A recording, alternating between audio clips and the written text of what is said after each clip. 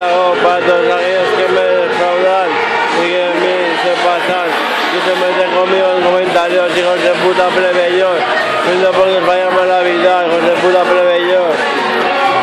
Díganme, yo soy el más bello.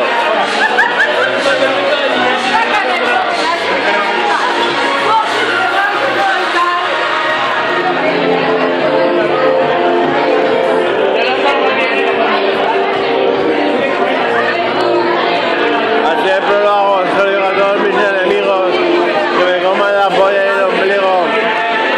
Os aviso, el ombligo es el centro del universo, que es sorpresa de mi musa favorita. Como negarle un beso a ella, tu diosa, tú puedes llamarme Dioniso, besarme sin permiso, y sin improviso de que hable una sonrisa.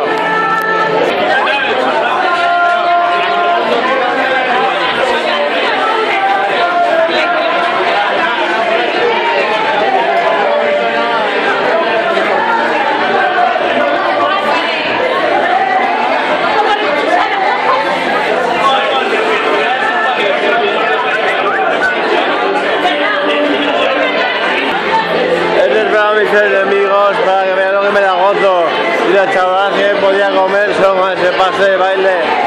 Soy un fraude.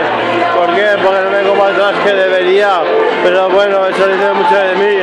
Ese siempre se va solo por el sexo.